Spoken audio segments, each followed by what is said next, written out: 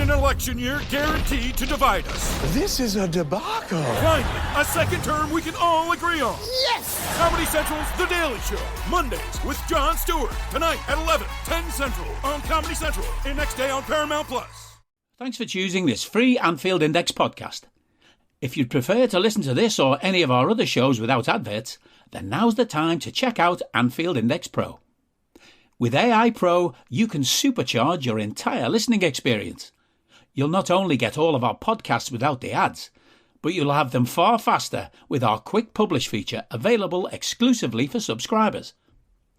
AI Pro also puts you in the heart of our sound studio, with an option to listen to many of our shows live and interact with the podcasters in real time as the shows are recording. Upgrading couldn't be easier. AI Pro is available on all popular podcast platforms, and we have our own apps for Apple and Android. Just head on over to AnfieldIndexPro.com and get started today. Ladies and gentlemen, boys and girls, welcome back to Media Matters here on Anfield Index Pro, your dedicated spot for all things Liverpool Football Club. I'm Eddie Gibbs, pinch hitting here for Dave Davis this week, who's currently off, enjoying a well-earned holiday.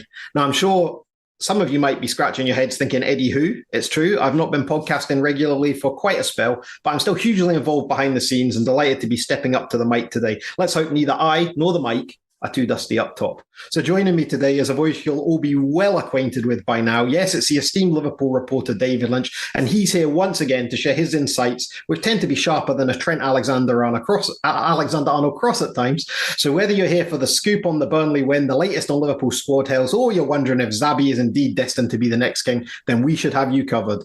To our new listeners, a warm welcome. To our regulars, it's great to have you back. This is Media Matter, so let's dive straight in with David Lynch. Welcome back, David.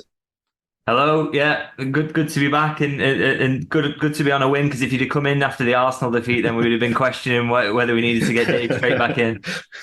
Oh, I was saying to you off air just before, I'm so glad that in some ways that winning streak that you guys had ended before me, because you told me a couple of weeks ago this would be happening, and it was like, oh, I couldn't imagine coming in and breaking your run, and it would be like, that would be the end of me. I would never be able to show up on a podcast again.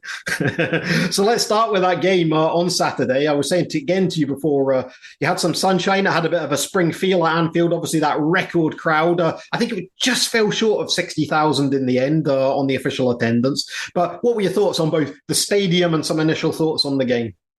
Yeah, I mean, great to see it very, very close to full now. Not too far to go till they get to that full capacity. I think there's a couple of areas they've got to just fill in, and then they'll reach the full capacity. But a big step, because I mean, just visually, I think more than anything, I mean, the noise, maybe 4,000 fans, maybe you don't notice that so much, but I think to look at it and see it looking full, it just is a very, different sight, really. And sort of, it looks spectacular, just incredible work, really, the owners have done with the new stands, isn't it? And you're looking at Anfield now, and it particularly feels kind of important because, this is Jurgen, we know it's his last season now.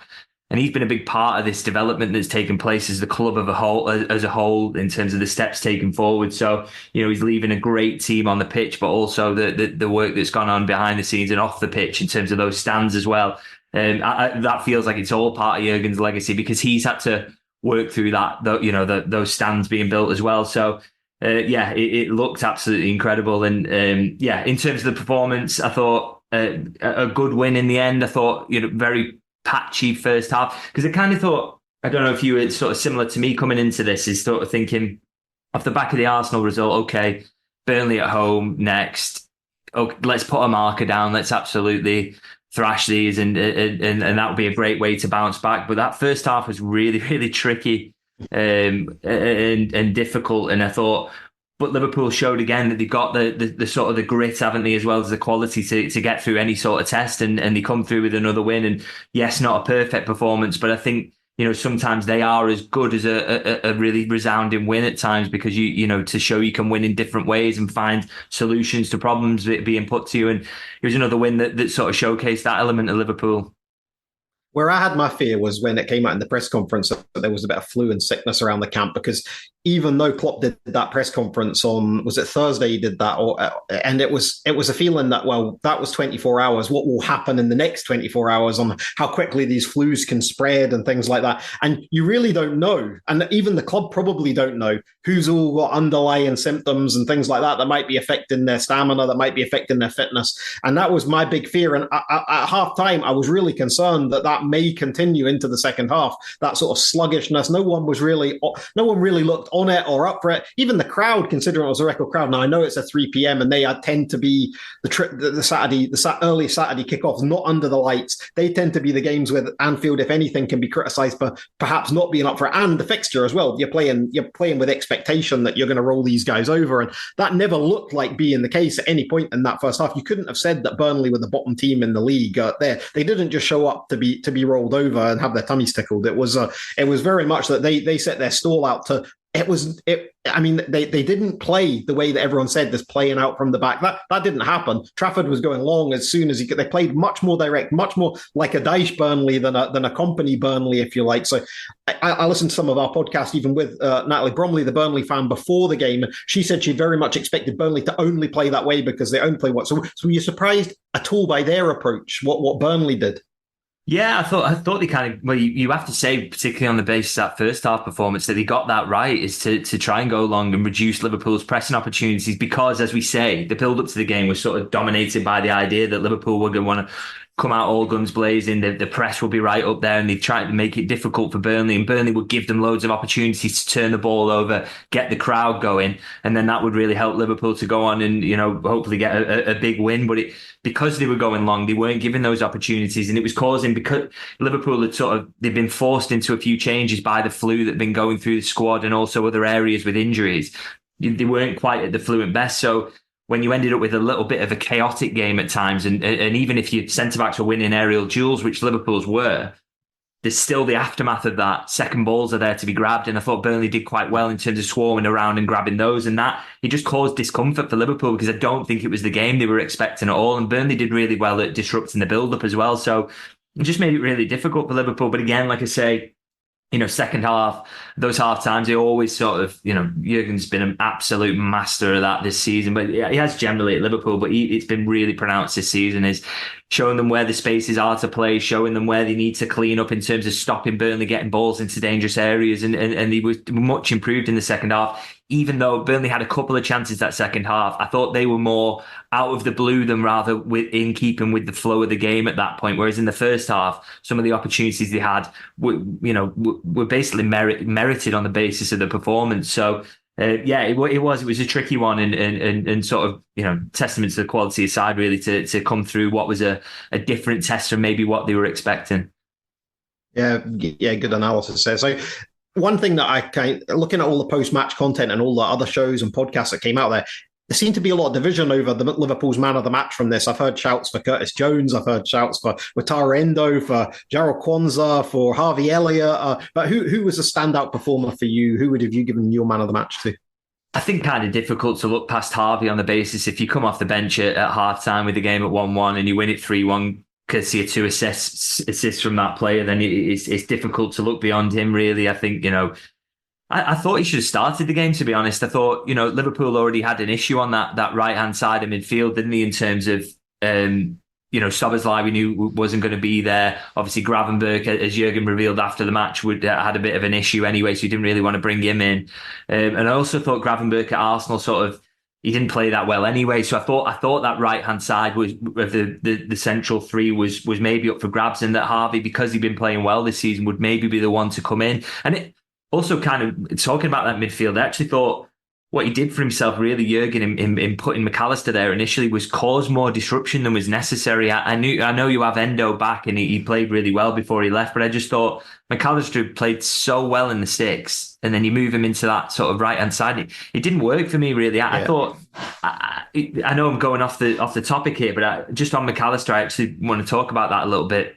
I'm not a massive fan of him in that advanced role, because I just think he sees so little of the ball. I mean, He was, what was it, 27 touches in the first half. So only Kelleher and Darwin Núñez had fewer, which is absolutely opposite of what we're used to in most Liverpool games this season. He is usually the one who touches the ball the most, or is up there with the centre halves at least. And so he just struggles to, and even the second half, he actually played better and sort of had more influence on the game. But he still only takes 33 touches. And I think a player of that quality who, when he's in the eights, I always feel like it's too squeezed there, and he doesn't have the physical profile to make space for himself. Whereas in the six, you just get all of his quality on the ball and his ability to fire the ball through the lines and get Liverpool on the front foot.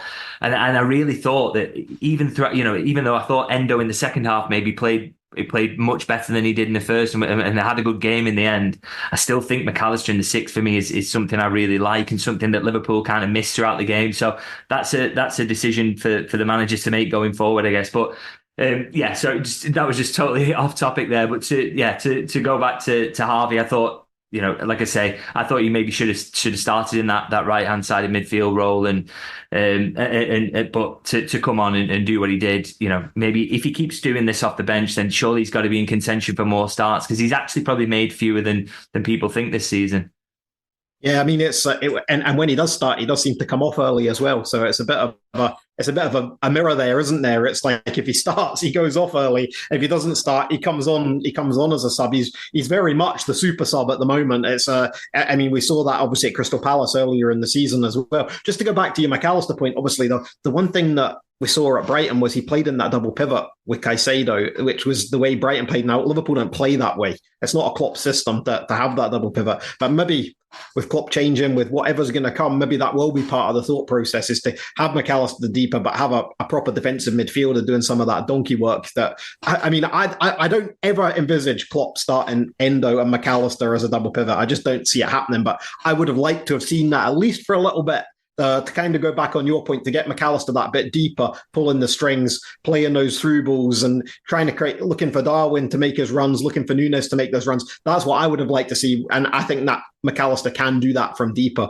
I do like him as an attacking player, but like you said, that game very much passed him by, certainly in that first half with so few touches. So let's move on to the goalkeeping situation then and talk about Kevin Kelleher, because I thought he had an excellent game. I really did. There's been a lot of talk about him, certainly with this Carabao Cup final coming up. And I mean, there's no doubt about it. Klopp's already said it. He'll play. It's his competition. So, and we as fans can say we want Alisson to play all we like, but Klopp's the one that's got to face these guys in training every day, and he will have made promises to these guys at the start of the season. So, and we all know he's a very honourable, a very loyal man, and there's no doubt about it. For me, Kelleher plays that, and it was good to see him get a game if there is a downside to Alisson's injury. Good to see him get a game before that final to get a better rhythm, because in all likelihood, Alisson's only out with a flu. He should be back for Brentford. But just a nod to Kelleher's performance. I thought he made a couple of excellent saves. Yeah, really, really good. I mean, that's it. In those situations when they get into one-on-one situations, you're thinking, "Oh goodness me, I wish Alisson was there right now." And then, but at the end he's pulling out sort of similar Alisson-like saves, isn't he? In those situations, big saves and big moments. And if Burnley score in the moments when they get those chances, there's one at 0-0 that could completely change the flow of the game as well. And obviously the Fofana chances in the second half. Obviously one of them he puts wide, but one that it's a big save from Kelleher. And as I say, very similar to the sort of contributions we got used to from Alisson so far this season. So yeah, did a really, really good job coming in. And I think, just to touch on what you said there about the League Cup final, you're absolutely right there about, the talk about him coming out for the League Cup final. I don't understand it. I mean, I know there have been times this season where he's looked a little rusty. You're going to get that from your second choice goalkeeper. They're not in a rhythm all the time. So sometimes they're not going to look at their absolute best. But as you say, the manager makes promises at the start of the season, and you trust that your players having you comes on the basis of, do you keep your promises as a manager? And Jurgen Klopp consistently does that. So he has to start Kelleher in that game. And also the kind of worry about the idea that he's going to be in there and maybe he's going to mess it up. It's like, this is a player who's already won the League Cup for Liverpool. He scored the winning penalty in a League Cup final. So, I'll never really understand why people are so concerned about him. And I thought he showed again in this game that he's a quality backup goalkeeper, and Jurgen Klopp's called him, hasn't he, before the best number two in world football. And he certainly looked it in this game. Two massive saves in big moments that ultimately had massive hand in Liverpool winning the game.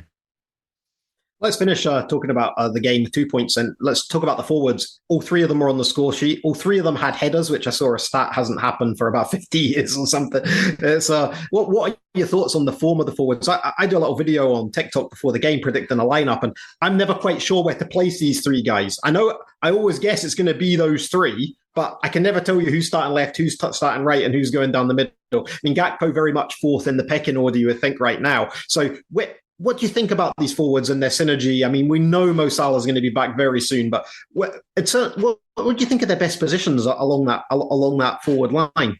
I think other than Núñez through the middle, it's sort of kind of difficult to say. And I think that has benefits in terms of that they can rotate throughout games. And we do see that so often. You know, Núñez will run the channels willingly all the time. And then the other two will try and get themselves in central positions to score goals. And they invariably do that. But I think there are some downsides as well. I think with this mix, because it's kind of not natural a lot of the time, and because there is that mix up quite constantly, I do think it can get a little bit scruffy at times in terms of, I don't know, I just feel like it's when it's more settled and you have Salah on the right hand side, and he absolutely knows his role, and then, you know, Jota or Diaz on the left, and then Núñez through the middle.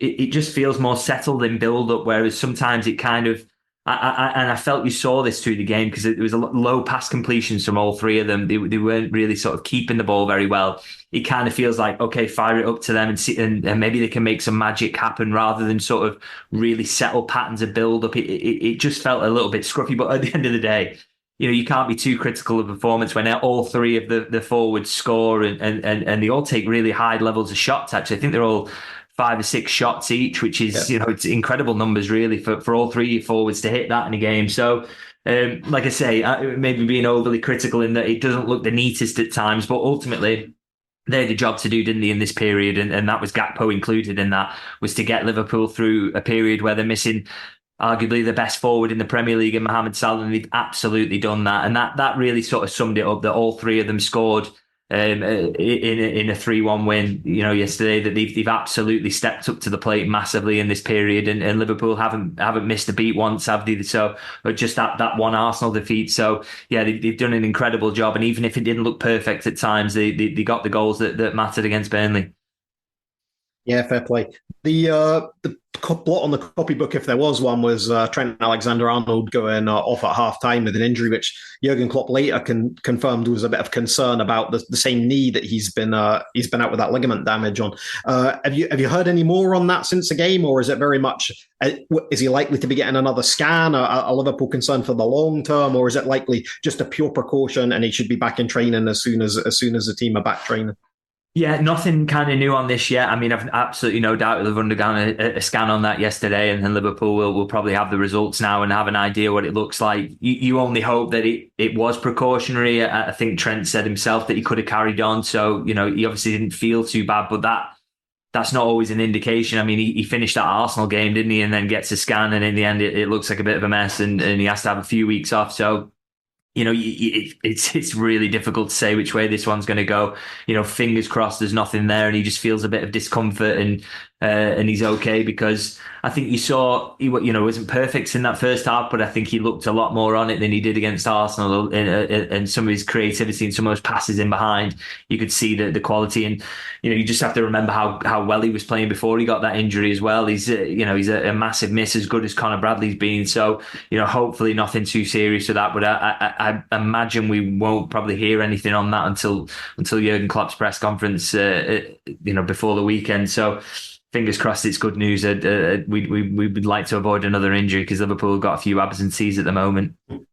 Yeah, that's a nice pivot to where we're going next. The injury situation, I mean, Klopp said a couple of times, we get one back, we lose one, we get one back. It seems like perhaps, I don't know if this is fair to say, but have they rushed a couple of these guys back a bit sooner due to the absentees that they've had in other areas, with Endo away, with Salah away? We saw Szoboszlai come back and reoccur. We saw Thiago come back, a different injury for Thiago, but very quickly a hamstring injury occurs for him. We see hamstrings all the time. Salah's got one just now on his way back from that. Szoboszlai's his hamstring. Trent's his knee, obviously. There was concerns it was going to be hamstring.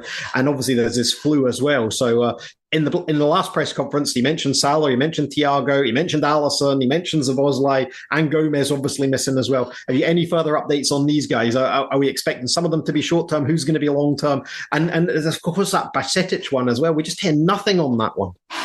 Yeah, so Salah, I mean, Jurgen said himself that he said that there's every chance he's back for the next game. I would think that would be bench. If he can appear off a bench against Brentford, that would be great to get him back there. So I think that's the expectation at the moment. I mean, he will obviously push himself to be on there. I mean, kind of in terms of, are they pushing the players too early? I think, it gives you an insight there that Jurgen said, we've got to almost hold Salah back a little bit. He wants to get back in. So they are extremely careful around these sorts of injuries. I mean, Thiago, you have to say with that one, these are the things that happen when you come back from a lengthy absence. Your muscles will pull. You will end up getting these muscles injuries. We see it when people come back from ACLs that all of a sudden they'll pull a muscle when they haven't been back long because they just don't have that built up fitness, and that doesn't happen.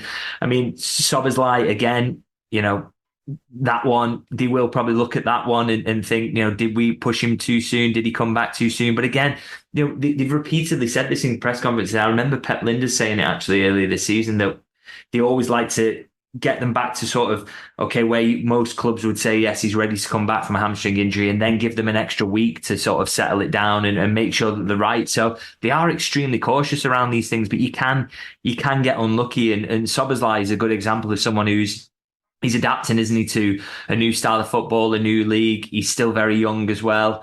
Is all that just slightly catching up with him at this point in the season? He did look a little bit tired before he got that first injury as well. So maybe it's just the physical consequences of that kind of catching up with him. But, we just hope that that's not going to be too long one. He was back running on the grass actually already last week, so can't be a million miles away. So it's just a pain, and you have to wait and see how they shake out. But the hope is that for the next game against Brentford, you're looking at Salah being back in the squad. Hopefully Alisson is just the illness and he's straight back. Gomez again should be fully fit and back in for that one. And Szoboszlai, if not for this one, then hopefully the game after that. So things are really starting to clear up a little bit, and it's looking a little bit better. It's a shame about Thiago, but he's barely featured this season, and you probably got to just take that one on the chin. But the hope is that it's going to clear up a lot before the next game, and you get Konate back from suspension as well. So it's going to start looking a bit brighter. They just need to not be picking up any more injuries and hopefully get a little bit of luck with this Trent scan and things like that. Are you that person who has everything? The coolest merch and those must-have fan threads? Well, over at our Anfield Index shop, we've gone that extra mile when it comes to pimping up your Liverpool collection. From our popular range of bespoke design t-shirts, sweaters, hoodies and hats, to our signature edition mugs, prints and coasters, all provided with fast worldwide shipping. We have something for every red. We also stock official LFC merchandise and are licensed with the Premier League and UEFA to sell official iron-on shirt badges and sleeve patches. As a listener to this podcast, you can get 10% off everything with coupon code AIPRO10. Just head over to AnfieldIndex.shop or find us on Etsy by searching for Anfield Index. You do feel that this week is probably one of the last weeks. I haven't looked at the fixtures, but I think it's one of the last weeks where we don't have a midweek game. So, I mean, you can see that Klopp will see that as a bit of a blessing when it comes to getting these guys fit and on the field again. And it gives them that week of training. And I do think that with Brentford, it's something we missed out on, I think, with that Arsenal loss last week, is Arsenal had all of that time to prepare for that Liverpool game, whereas Liverpool had that Chelsea game sandwiched in. And now we have it where Liverpool against Brentford, who we've seen Brentford have exploited Liverpool quite badly before with their set pieces, with the way that they seem to plan well to play against Liverpool. They seem well set up for it. We've not won at that stadium since Brentford returned to the Premier League. So it's one of those, you can see that Klopp will appreciate that little bit of training time that he might get this week ahead of that one. Yeah, absolutely. And that's it, is really analysing the set pieces, looking at the physical threat that Brentford have got. It's a game that you do need to really prep for, because it's kind of similar to what Burnley were back, under Sean Dyche, in terms of it's almost it's a totally different sport almost that you're preparing for. Certainly on the defensive side of things, you've really got to be prepared for where they're going to put the ball, how they work the set pieces, and the fact that you're basically in a wrestling match for 50% of it, and then you earn the right to play your football. So I'm sure he will be absolutely delighted about the fact that he has got that preparation time and he can really drill into the players what they need to be prepared for, because, you know, like you say, they've got a poor record at Brentford since they came up, and they've just won the last game. They've ended a bit of a losing run, so confidence might be back up. They've got Ivan Toney back. He's a real goal threat. So it's a really, really tricky one, isn't it? So they're going to need to be at the best. And in terms of the team, I mean, you mentioned earlier you'd like to see Harvey Elliott come in for the Burnley game. Now, you've just mentioned that the Brentford one can be a bit of wrestling, can be a bit physical. Yeah. It doesn't have all the hallmarks of a Harvey Elliott game. So let's assume the players you just mentioned with the injuries do return to fitness, the colds and the flus all end. What would you foresee being a Liverpool lineup for this Brentford game? Because I mean, it's a completely different game to the one that they've just played. So how do you match their physicality, their endurance, and these set pieces? I mean, thank God Konaté's coming back, and nothing against Quansah at all, but you just want that presence in the air, that absolute dominating physical presence that Konaté will bring. So what do you see Liverpool's lineup being for this Brentford game? Well, that's it. I think there's absolutely no doubt that if Konaté, well, we know Konaté is going to be available, so he's absolutely straight back in there. He wins aerial duels at a ridiculous rate, doesn't he? So, you know, similar to Van Dijk in that sense, you're going to absolutely need him in a game like this. And I think, you know, regardless of the outcome of that Trent Alexander-Arnold scan, is it a game where you squeeze Gomez in some way? You know, whether that's at right back because Trent makes your mind up, or whether it's at left back because Trent is available and fit, and so you can just squeeze Robertson out the side. I think we're going to see Joe Gomez in the back line in some capacity. And in midfield, as you say, you know, I think McAllister has to play, Curtis Jones similar, but that sort of that right-sided number 8, if you haven't got Szoboszlai, I think he's probably going to be Gravenberch. I think that's the reason he picked him at Arsenal, to be honest, ahead of Harvey Elliott. It was because of that set-piece threat. I think he really. So you're saying, and you definitely wouldn't do, because of the McAllister point you mentioned, you wouldn't do the Endo McAllister Jones again. I mean, do you know what? It's actually, that is maybe a consideration in terms of, because Endo is quite good in the air. Actually, whether maybe that is something he'll go for. I can't see Endo. The reason I mentioned that, I can't see Endo not starting that game. I just can't. I just can't see it.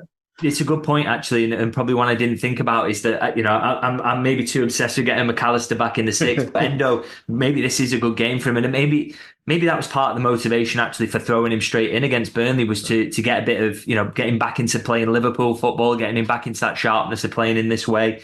And to have him in the side, and maybe so. And I suppose, you know, if you get McAllister in the team, but he's a bit further forward, then you still got this height and this aerial ability behind that, and that gives you that protection when they're going long and from set pieces as well. So actually, maybe that is a consideration. I mean, I don't always love it, as I say, with McAllister not being as involved, but I think, you know, if there are games where you want Endo in that role, he is great in the air. I think that, you're probably right that this is one of them. And yeah, I think the front line again probably picks itself, but, you know, to have Mohamed Salah on the bench would be absolutely phenomenal. And, you know, it'd be nice if Szoboszlai was there as an option late in the game as well, because him as a change in terms of his pace, and you don't lose anything in terms of height in your team for defending set pieces as well. Would be great to have him on the bench if he's anywhere close to available.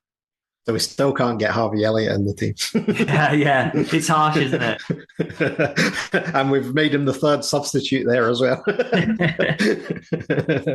Okay, let's turn our attention away from Liverpool for a moment. Well, sort of Liverpool related. Now, I couldn't be bothered with the Newcastle Forest game, so I, like most people, I think, tuned into the Leverkusen Dortmund game, and Leverkusen gave them a proper game. They really did. And sorry, not Dortmund, Munich. They gave them a game, and it's so Harry Kane and Spursy that Eric Dyer and Harry Kane are starting in a team that is probably going to end a domination of Bundesliga titles once they've arrived. I mean, you just can't make that up. But we're talking about Xabi Alonso here, of course, and there's been more reports over the weekend that Liverpool are making him the first target. They're very loose reports, but I noticed Fabrizio Romano came out with something last night on his YouTube channel saying that Liverpool are very familiar with what's required to attain Xabi Alonso from his Leverkusen contract. There's been counter quotes from Leverkusen's sporting director basically saying that we fully expect him to stay another year after this. Are you able to shed any more light on what's going on with the managerial search and Xabi Alonso in particular? Yeah, I mean, I've no doubt that's true, that Liverpool know exactly what would be required to get him out of his contract. And I'm not surprised as well that Leverkusen are saying that he's going to stay for another year, because I think they have to take that position at the moment. That decision won't have been made yet. But I think for Liverpool, in terms of getting a manager in, I expect the sporting director is something that they'll sort out first. I can be very, very surprised if the manager decision is made before that. But I mean, there's no question whatsoever is that Xabi Alonso is going to be on that shortlist. I mean, beyond the fact that he's the man who looks like he could have a really good chance here of breaking, Bayern Munich's hold on the Bundesliga. But it's the way he's doing it. His team's metrics, they show up so well in every single metric. His team is overachieving in terms of its budget as well. So he just ticks literally every box. And then that's before you even touch on the sort of emotional connection with Liverpool, the fact that all fans will be immediately on board with him and love him. And he's a great character, someone who's comfortable in working in a setup that Liverpool are trying to create, which is going to be sporting director over a manager.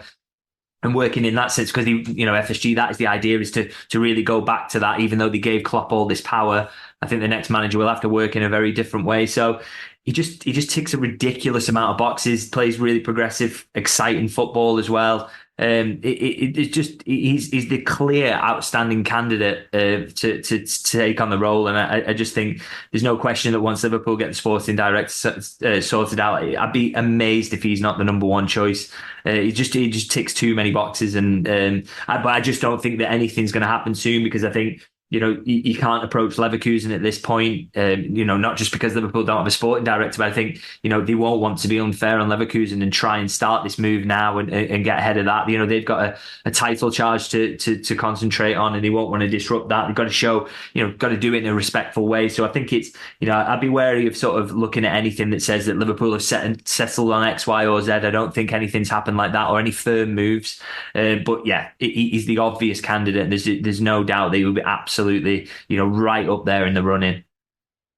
Yeah, people want more on the Alonso specifics, the tactics, the technicalities of his game, some of the things David touched on there. There's an excellent podcast that actually came out on the channel yesterday that Dave Davis did before he left with Dave Hendrick, and they talk about the differences between an Alonso system and a Klopp system. And that point David mentioned about the sporting director, Dave Hendrick made an excellent point on that Xabi Alonso, since he left Liverpool as a player, has pretty much been involved in a sporting director structure through his entire career. As soon as he left Liverpool as a player, so Real Madrid, Barcelona, back to not Real Madrid, Bayern Munich, then back to Real Sociedad as a B team manager, and then obviously every step of that process that he's had has been in that structure. So that suits. I mean, that must be music to John Henry's ears. That when he hears that, because you can tell. I don't know. We see it from the outside. You see it a little bit closer than us, but you can tell that is very much the structure that FSG would want to work with, and there was that report that came out. I don't know if it was you or one of your colleagues, but there was a report that they had approached Michael Edwards, obviously, to come back, which seemed very odd to me that one got out like 2 days after what happened with Jurgen. But it very much, it didn't surprise me either, because I think that is the structure that they preferred. Well, they'll never publicly admit that, but that seemed very much like the data-driven analytical structure, the money ball, the baseball type mentality that I think appeals to them. And I think they probably reluctantly, this is just pure speculation opinion, I think they probably reluctantly agreed to give Jurgen Klopp that power because he had just done so well. And this chance to evolve back to their model and drive forward again without this overarching manager with all this power. I mean, you look at the Ferguson and Wenger fallouts and what's happened to those two clubs on the back of those two guys having all that power. That's why I think we have to take this Klopp news as a positive, that the structural change back to where we were going is a positive. And hopefully, if it is Alonso, then it's not going to be a case people think he'll come in and say, right, I want that player, or that. It doesn't work like that in this structure. It's, I want someone to play that position who has this characteristics, and then the data-driven team and the recruitment drive go and focus on that skill set, and they discuss that with the manager and bring that player in. I totally agree. I think it's very much through gritted teeth, the power that's been given to Klopp by FSG. I think they recognise that, look, we've got a genius on board here who we can indulge, and there is actually value in indulging, because I would say as much control as he's had in recent years, and that's definitely stepped up over the last couple of years, Liverpool haven't really missed a beat, have they, in terms of, particularly this summer, this was a big summer, wasn't it, coming into this one, and he basically got everything right in terms of Liverpool are straight back on it. Every signing looks like it's been a success so far. I mean, a couple of question marks over Gravenberch, but he's a young player who we've already seen a lot of potential from. So, there's value in indulging a manager like that. But I think, as you say, they're very much more comfortable in going with a different structure where it's sort of sporting director heading it up in terms of strategy and, going back to really, really focusing in on the data in terms of recruitment. So they're very much more comfortable with that and going back to that. And this is the upside almost of Jurgen leaving, is gives them the opportunity to go back to that, the area that they're more comfortable in, and that's absolutely how it's going to be. And that again is why Xabi Alonso looks a really good fit, because he's used to working in that way, and not someone who's going to kick up a fuss with the sporting director if they don't agree over a player and he doesn't get his way. I think it's just going to be a real collaborative process. And I think going back to that, it puts the club in general. It's a positive that Jurgen Klopp's leaving, but I'm going to say that it puts the club on a steadier footing, doesn't it, to have that structure? And I think that is, if there's one positive to come out of this, it's probably going to be going back to that. Yeah, we won't snip the bit where David Lynch says it's positive that Jurgen Klopp's leaving. We'll leave that one. But that takes me back to another podcast on the channel that I listen to. It's the Minefield podcast, which is done by Dr. Andrew Vincent, a sports psychologist who did a podcast last week on Klopp leaving specific. One of the points he made was the question he was asked is it a positive? Is it the right time for Jurgen Klopp to be leaving? And from a sports psychologist, absolutely yes, because he thinks that, because Jurgen thinks that, because Jurgen thinks it's the right time. It is entirely the right time. And it takes me back again to that Ferguson and Wenger thing. Ferguson had said he was going to leave, and then he stayed on. Now we can't rewrite history, because he did win league titles after that. But the point was, it did very much seem a bit of an exercise in self-indulgence. And you see what happened after he did go.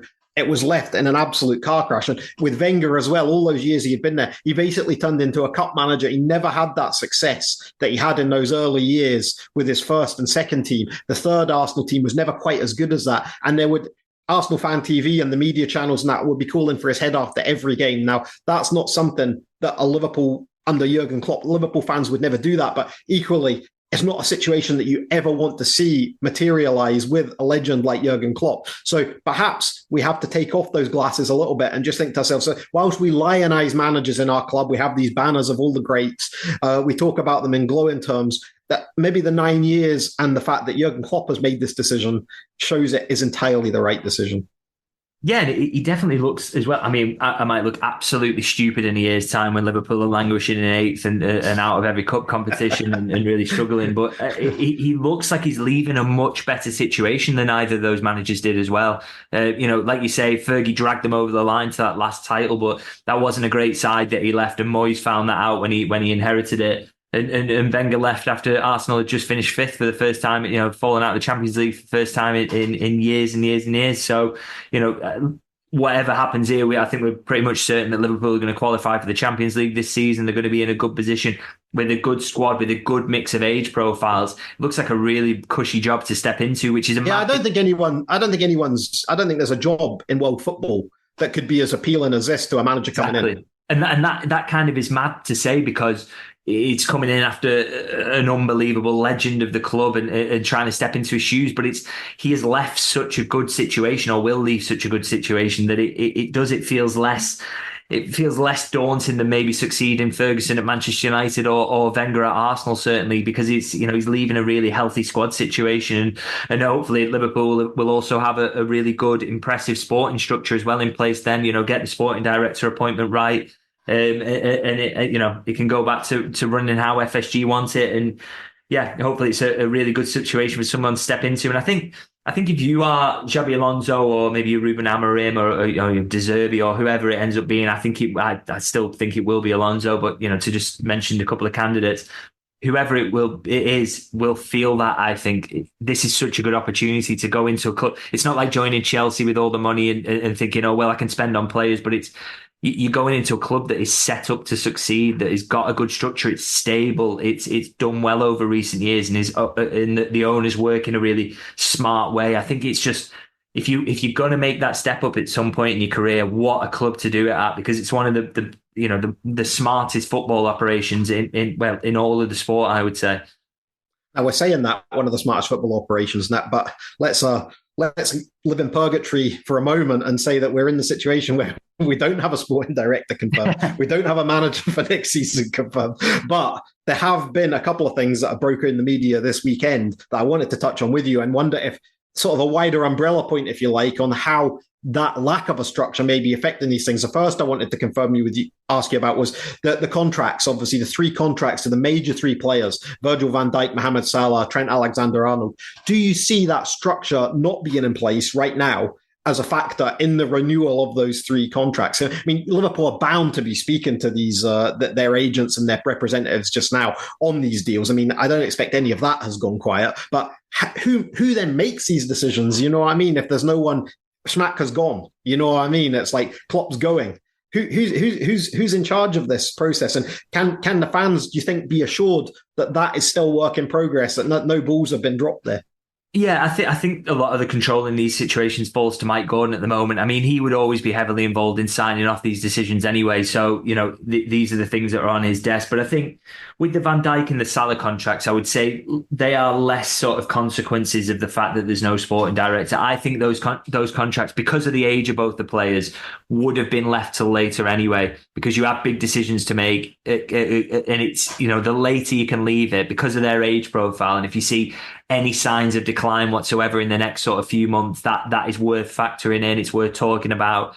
So because of the age of both of those, I think that is why those would have been left late anyway. The one concern, I think, is the Trent Alexander-Arnold contract. I think, you know, with a sporting director in now, I think that would have been prioritised to be sorted before now, or certainly before the end of the season. I mean, maybe there's a mindset at the moment that let's get the sporting director in, let's get to the end of the season, and then we'll sort all that out. You know, maybe they're thinking in that way. But I think the Trent one, they definitely would have liked to have had that wrapped up earlier, and that is maybe a consequence of that little bit of uncertainty that's there.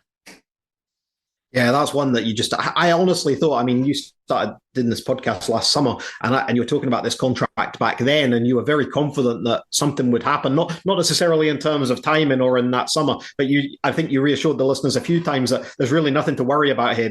When this needs to be done, it'll be done. I don't need a VPN. I've got nothing to hide. This is what I used to tell myself before I hooked up with LibertyShield.com. Not only is my home internet now fully encrypted, but I can now access all the websites I want, whenever I want, and do so from absolutely anywhere. As a Liverpool fan, I love to know I can now watch every match, regardless of whether it's on UK TV or not. My Liberty Shield VPN makes sure nothing is blocked and guarantees me super fast streaming speed throughout that match. You can get connected right now with their software package, which includes a 48-hour no-obligation free trial and instant access to their apps for Apple, Android, Fire TV, PC, Mac, and Android TV. Or go a step further like I have and get one of their pre-configured VPN routers. These small but powerful devices allow you to easily connect every device in your home to VPN, making it the perfect solution for smart TVs, Mac boxes, and games consoles. Visit LibertyShield.com today and use coupon code AIVPN25 to get 25% off at checkout. I still expect that it will be, by the way. I don't feel that there's noises at the moment that Trent's looking to leave or anything like that, or is looking what's out there. And I think, you know, he's spoken himself, hasn't he, about wanting to captain Liverpool. He wants that role eventually. He sees himself as a Liverpool player. And look, again, you know, looking out there, you know, unless it was maybe Real Madrid who were coming for him, and maybe it could be at some point. I still think Liverpool it's a great place to be at the moment. As we said, you know, it's an exciting place to be still, even with Jurgen leaving. It's a side that you think is going to consistently challenge for trophies. So I don't think there'll be any desperation there to leave. And I do think it will get sorted, but it is a little bit of a concern that they've let it drag on this long. And I think that is number one priority ahead of Salah and Van Dijk for me, that they get that wrapped up as soon as possible. And with the Salah and Van Dijk ones, just to finish off on that, do you think there's a situation where, I mean, we don't know because we're just speculating, obviously, because the structure's not yet in place, but do you think that Liverpool would be in a catch-22 situation with those players going into the last year of their deals, that it would be a case of having to either sell this summer or renew? If there's nothing in place, do you see any of those lads being let go into the final year of their contracts? Yeah, I can absolutely see it with Salah. I think Van Dijk is one that, again, I think will probably get wrapped up this summer. I think he's happy. I think he wants to stay. He's comfortable at Liverpool. And I think Liverpool will see that the way he plays the position, the experience, the intelligence he's got. He's not someone who you can see a humongous drop off, and he'd still be an absolutely hugely valuable member of the squad for the next sort of 2 or 3 years. I don't think there's any question about that, even though he's sort of getting on a bit in sort of football terms. I still think there's a lot more years of him playing at the top level, and he looks absolutely back to his best this season. So that's sort of not really concerning. On Salah, I think the possibility for him to go into his last year exists just based on the basis that the player himself might want to keep his options open. I just think that Saudi option doesn't look as appealing as it did maybe 12 months ago. So that helps Liverpool hugely. But also, you might want to think, look, this could be last big contract. Do I want to go and get it elsewhere? Who else is interested in me? But again, I think both sides will be sort of willing maybe to run that into its last year, and then maybe find a compromise there. So that is the one of the three I could see sort of running into its last year and sort of playing a bit of chicken with each other, really. So that'll be an interesting one to see how that pans out. But like I say, I think the Saudi element, I just can't see how Mo Salah's going to want to go there this summer. I really struggle to see it, because I just think he's been so good this season. He is, like I say, I think the best player in the Premier League at the moment. Why would you want to go to that league at this moment in time? He's got so many more years at the top level left. So that helps Liverpool's case. I think if Liverpool hadn't bounced back this season, I think then he would have had a bigger case for not necessarily Saudi, but just a case to go and try something different. You know what I mean? But we know he's so driven by these records, by his legacy, if you like, and what he's going to leave behind. I honestly can't see him leaving this summer. I just can't. I think he either does what you said and goes into the last year of his contract, keeping his options. We saw all that stuff about Harvard Business School and the agent put out, and the planning that went into that previous deal. You know what I mean? I think it's going to be very difficult for Liverpool going into these negotiations. I'm not sure quite where they go or where they pitch this to him, because he's going to say, there's going to be no drop off. I'm still going to be doing this when I'm 38, 39. Well, you know what I mean? And it's a very difficult negotiation. Well, there was talk around the last one that it was actually quite attritional in terms of the negotiations, and it was really, really difficult. And I think it'll be even worse this time, because, again, Liverpool have got the case to go to him and say, at some point you are going to decline. It's going to happen. We have to factor this into our contract at some point, that you are going to decline. Last time you were basically given a contract to one of the top 5 players in the world, and knowing that he's probably going to be able to perform at that level over that contract. But the next one, there's so much less certainty on Liverpool's side about that. And that makes it a really difficult one, because Salah's going to believe himself that, I can still perform at this level for a few years to come. So I think that more than either the other two, it's the most difficult contract negotiation for that reason. That's why I think it will run into the last year. But I think, I agree in terms of, I think the likelihood of running into the last year is so much more higher than in maybe leaving this summer. And so I expect he'll still be around, but that contract situation is a really difficult one to call, more difficult than the other two.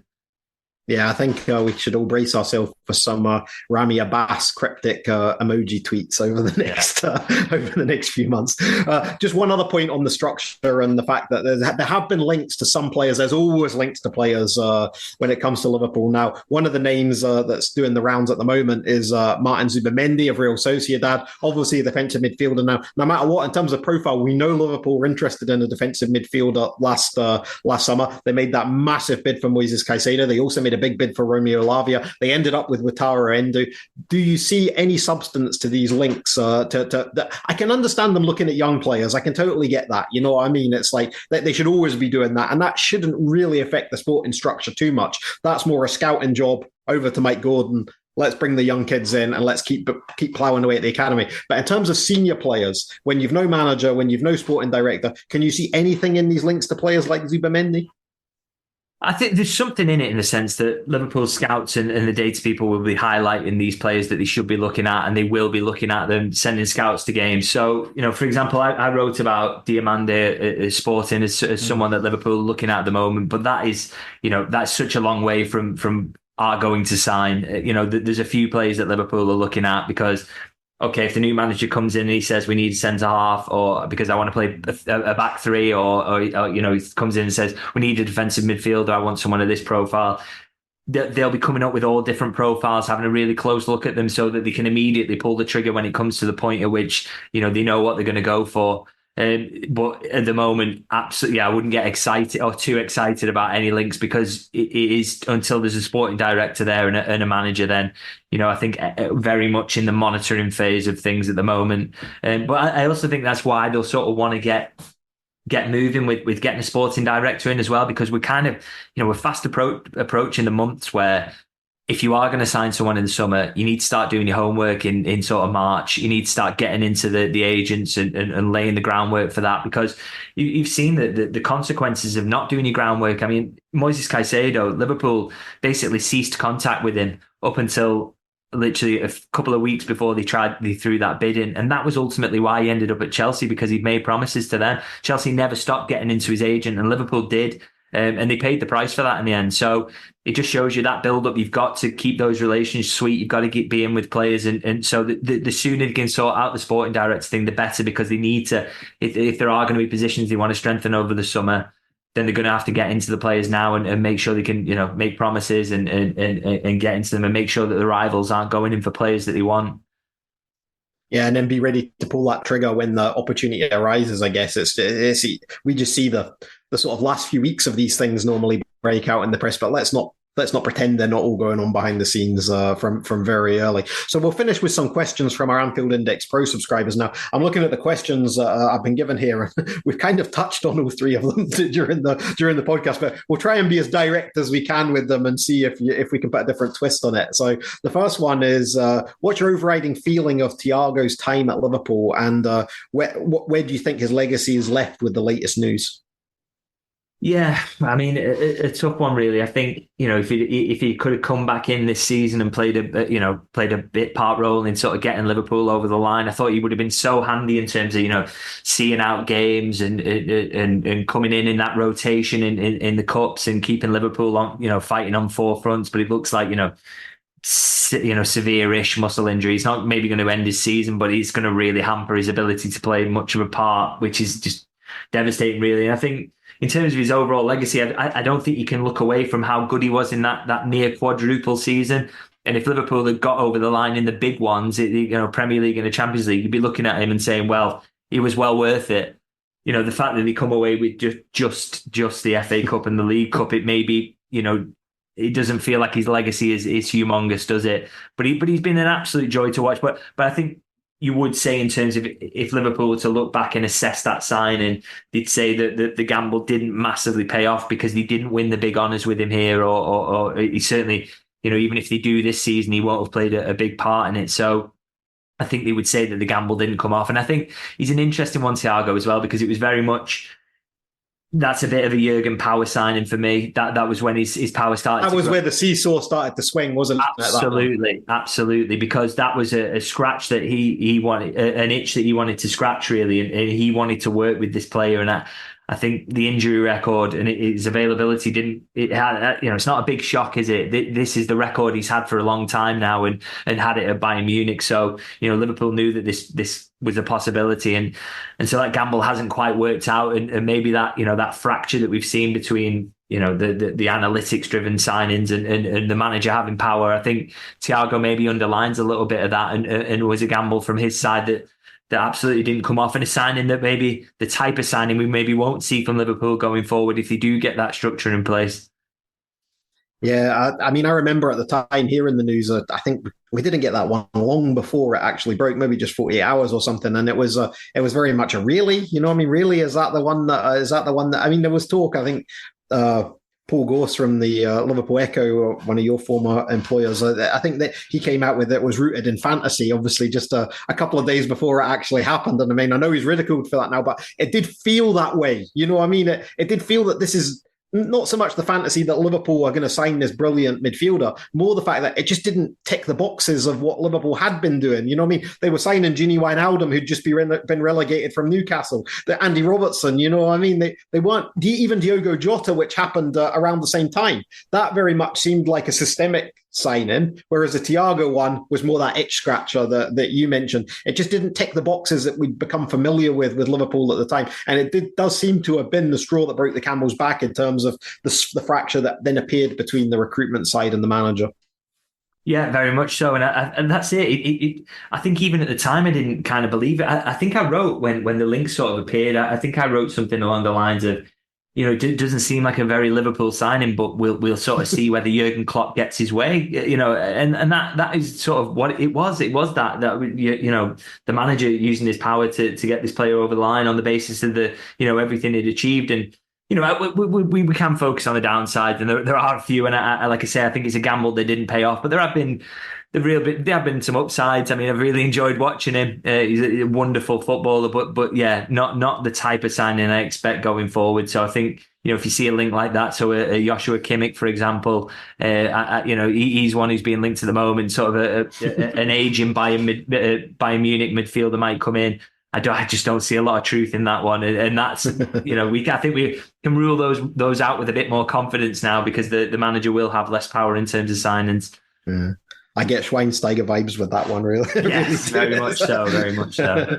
Now, the next question was again a point we touched on earlier in the podcast, but we never really dove in any deeper when we were discussing the injuries. It's regarding Stefan Bajcetic and his injury, and he says, does he ever get mentioned? That's a question. Is there any talk at all about what's wrong with this player, when we might see this player back? I mean, the last thing I saw was him walking into the AXA with big baggy clothes on in some pictures, and you were none the wiser what was going on with him. When we hear absolutely nothing.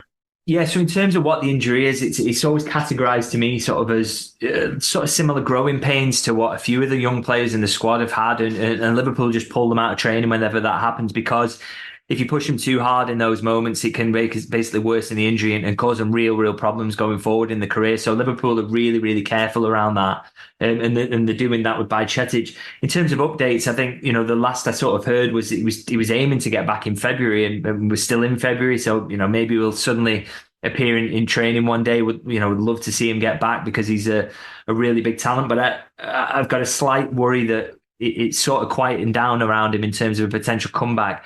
Bobby Clark being kept behind from going on loan sort of just gives me a sniff that maybe there's a thought here that Bajcetic isn't going to be back, and that there's going to be some midfield minutes there for Bobby Clark. So, it's maybe one that's worth asking Jurgen about at the next press conference. Maybe I'll probably pencil that one in to ask him on Friday and see if there's any update, because it's been a while since we've heard anything, and I'm getting a little bit worried about that potential February comeback. It's not looking like it's close at the moment. Yeah, the Bobby Clark point's an excellent one, because obviously he did have the chance, as we heard, to go out on loan in January, and they didn't take that opportunity. And I very much got the same feeling as you that we won't be seeing that lad until next season. It just has that aura around the whole thing. So the final one that we got in was again, we've kind of touched on some of this, but let's ask it as a direct question and see where you go with it. So what's the potential timeline, do you think, where we'll start to hear developments over the sporting director and head coach? Now, we know you've already said you expect one to happen before the other, but again, you mentioned those discussions with players, with recruitment, should be starting around March time, which is only 3 weeks away. Let's not forget February is such a short month. So when do you think we'll hear anything about a sporting director? Do you think a sporting director's work could potentially be going on without us knowing? Or do you think that it's very much something that the club will have to do before this person goes and starts making communications with third parties? I think with the head coach, I just talk about a timeline for that. Is that as you say, I think it's going to be after the sporting director, and because I think it's going to be someone like Alonso, I hope and think it will be Alonso. Is that that's going to have to wait till the summer? So in terms of timeline, I don't think we're going to hear much on that in terms of until we get to the end of the season. And then the sporting director, it has to start happening soon for me. As I said, I think it's one of those where they have to start that work soon. I mean, one potential complication to that is the fact that if it's someone who's already in a job and there's a period of gardening leave they have to serve or anything like that, we don't know exactly who they're going to go for. But I think, in terms of developments, I think, these sort of things, they can happen quite suddenly, and the wheels start turning. A name will drop in. I imagine it'll probably be David Ornstein will probably drop the name in because he's just ridiculous for getting news at the moment. But I don't get too concerned about these things on the basis that they come from nowhere, and then all of a sudden it takes a week and it's wrapped up and someone's announced. So, but I would like to hear that it's something sort of coming out soon. And I know there's a few names that are being considered, and Tim Steidten's an interesting one for me in terms of, I think they definitely liked him in the past, definitely had conversations with him last summer. maybe that's one they return to, because I think there's a few rumblings of disagreements at West Ham as well, and all's not maybe right there in terms of the relationship between manager and sporting director. So be interesting to see who it is. But I think it, like I say, I think it will just happen very fast out of nowhere, because that's how things tend to happen about Liverpool news, is that things get very, very close, and then it just about starts to sneak out. So, but hopefully soon, because it needs to be in terms of the timeline for sorting everything else. Got a lot of work to do this summer. Yeah, that's absolutely the case, and Tim Steindem might be having to find a new manager for West Ham this week after the way things are going down there. So we'll see what happens there. So that's it. That's all we have, folks. Thanks for joining us. We've been right round the houses there. We've kept David very busy, and unless David Ornstein's available, he'll be back with Dave Davis next week. So thanks for listening to Media Matters, and thank you, David. No, thank you very much for having me, and I thought you did a great job there stepping in for Dave. Well done. Oh, thanks. I might consider it as a temporary comeback. I'm back with Ben Boxack tomorrow for Dave as well. So I'll have 2 in 2 days, and then I might get another 2 years off. We'll just deal in twos. Thanks for listening, everyone. Until next time, up the Reds. We hope you enjoyed listening to this Anfield Index show. Please be sure to subscribe to our channel so future podcasts find their way to your device automatically. There's nothing quite like fan engagement, and we'd love to know what you think of anything discussed on this show. The best way to get in touch is over on our free Discord community, where both podcasters and listeners debate the hottest LFC topics 24/7. Sign up free now at anfieldindex.com/Discord. You won't regret it. You can also follow us on Twitter at Anfield Index, and find us on Facebook by searching for Anfield Index. Oh, and before you go, we'd love it if you could leave us a 5-star review on your favourite podcast app. It only takes a couple of seconds, and it means the world to the people who create these free shows. Sports Social Podcast Network.